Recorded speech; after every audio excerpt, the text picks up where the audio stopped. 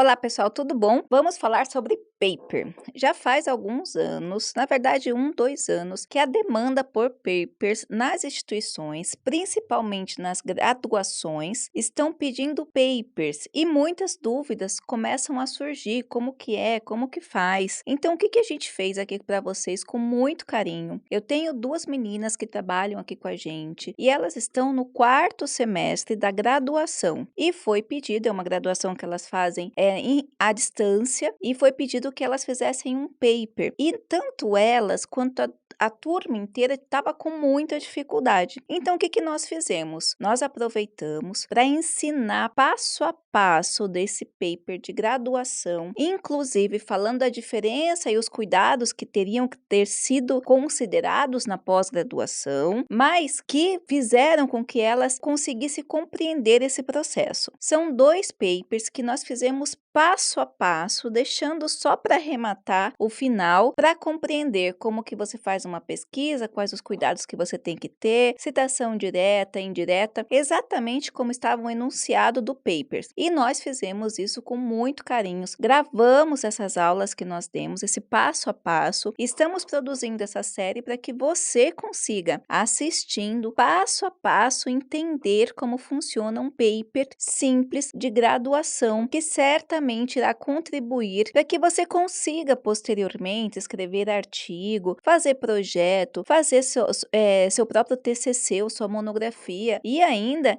talvez ingressar num programa de mestrado. A gente começa com essas basezinhas que nós fizemos aqui para vocês. Lembre-se, por estar a aula gravada, você pode assistir, reassistir e com certeza no final dessas aulas você vai conseguir entender muito mais como se deve fazer um paper. Um grande abraço, espero que você curta o conteúdo. Não se esqueça de deixar o seu comentário aqui, se inscrever no nosso canal, deixar o like e é claro, se você também tem dúvida com materiais dessa forma, deixa aqui que a gente vai preparar uma dinâmica bem legal. O nosso intuito é que você assista esse vídeo e aprenda a fazer. Um grande abraço e até a próxima. Estes profissionais são cada vez mais procurados, selecionados, requisitados por saberem da fluidez que o mercado apresenta e exige, e não terem medo de buscar a transformação através dos seus processos contínuos de aprendizado, ligados diretamente à adaptabilidade e criatividade. Para esses novos profissionais, nada é estático e buscam incessantemente os desafios pela diversidade de situações. Mas em tempos de competitividade, também não se pode deixar de pensar como se destacar.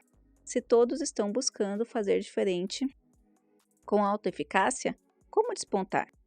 Um plano de negócios pode projetar, só que não interessa. Segundo o Giavinato, lidar com pessoas deixou de ser um desafio e passou a ser vantagem competitiva para as organizações bem-sucedidas. Essa vantagem competitiva significa desempenho superior e diferenciado de seus concorrentes. Então, lidar com as pessoas deixou de ser uma vantagem deixou de ser um desafio e passou a ser uma vantagem competitiva. Então, eu posso vir aqui. As pessoas são consideradas nas organizações contemporâneas como o maior intangível. Gerir pessoas com eficácia passou a ser não só necessário, como também fator de competitividade. Então, a gente pegou aquela parte do texto dele, leu, não vai citar Chiavenato, porque isso foi uma leitura que ele fez do Chiavenato, não é dele. Então, a leitura dele é essa. E vai dele não, delas, né, das meninas. E vai citá-las novamente, só que dessa vez isso aqui a gente produziu com o que a gente entendeu delas e aí vai citar novamente sem a página.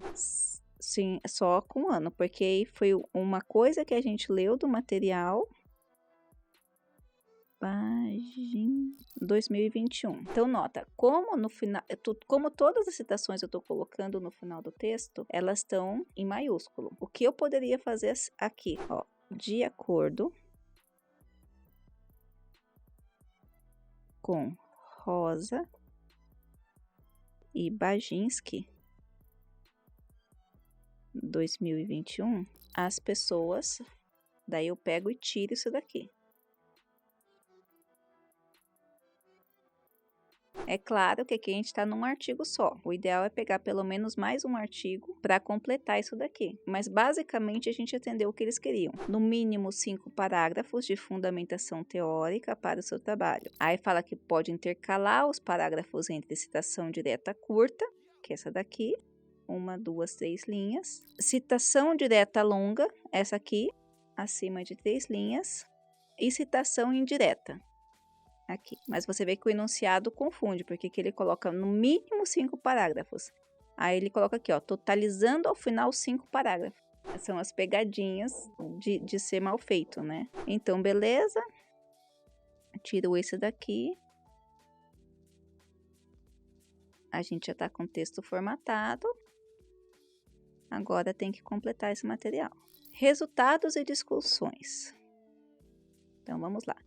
Para você ter os resultados e discussões, você vai ter que ter entrevista. Então, dentro desse contexto, como você já fez a revisão aqui, então o que apareceu na revisão? Apareceu a necessidade das pessoas, das organizações. Então, você pode criar uma pergunta assim. Primeira coisa que apareceu. Como você considera o pessoal para a sua empresa hoje? Então, veja, na dissertação a gente não faz isso. A gente teria que pegar várias, escolher uns construtos variáveis, pegar cada pergunta dessa aqui, tá justificada por uma literatura. Aqui não. Aqui você não precisa dessa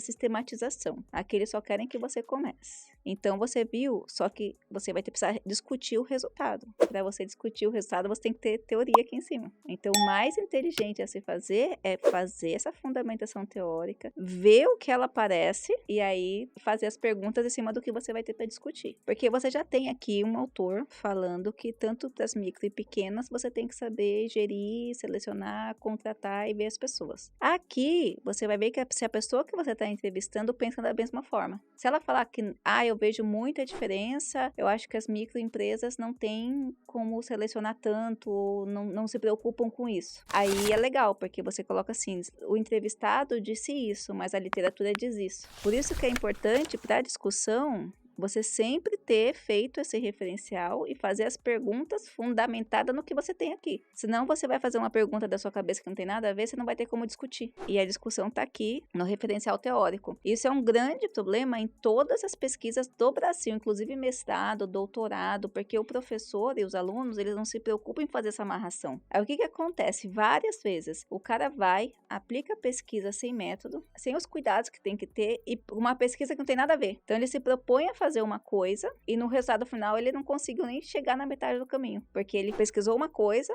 tem toda a teoria de uma outra coisa e quer discutir, só que ele não tem base para discussão. Não liga. Então, por isso que tem gente que fala assim, mas o professor falou que eu posso usar a literatura para discutir, mas ele não tem a literatura. Aí tem que rever todinha a parte teórica. Por isso que esse aqui é só o comecinho, para aprender essas pequenas coisinhas. Acesso. Essa parte você não vai colocar lá não, viu? Isso aqui é a resposta ao trabalho da Adriana.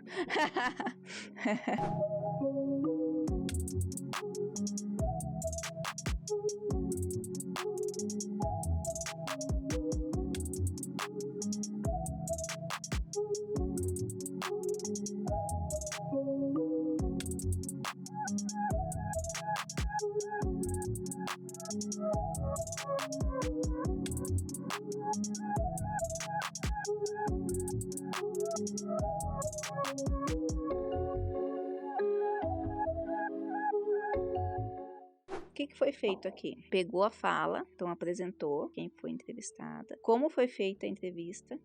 Então lá em cima falou, ou você faz questionário ou roteiro de entrevista, ou você pesquisa a empresa. Então a gente fez o questionário, você vai especificar qual é o questionário, como o questionário foi feito, e agora aqui colocou a resposta, correu aqui na literatura, viu o que concorda ou não com a literatura, e aí discutiu. O que poderia ser feito aqui? Não concordar. O pessoal da entrevista, não concordo. Por isso que quando você fala de outros estudos, a ideia é ver se os resultados dos outros estudos completam ou não o seu, que a gente chama, corroboram ou não com o seu material. Corroboram ou contrapõem. Nesse caso aqui, corroborou. Se é um cara que fala assim, a gestão de pessoas, sei lá, tem que ser sistematizada, ou ocorre por qualquer outra coisa, aí é contrapor. E assim você vai fazendo pergunta por pergunta. Então, aonde você não vai ter literatura aqui para defender? Provavelmente aqui nessa terceira. Porque desafios mesmo, você não trouxe aqui com essa literatura. Aqui você introduziu. Você falou da importância da gestão da pessoa, que tem que ter cuidado com as pessoas, com a seleção, e aí que tipo de pessoas que a empresa tem que contar, mas você não trouxe nada do desafio. Então, o que você tem que fazer aqui agora? Ir atrás de um artigo que fale sobre desafio, introduzir aqui os parágrafos e terminar de discutir as respostas.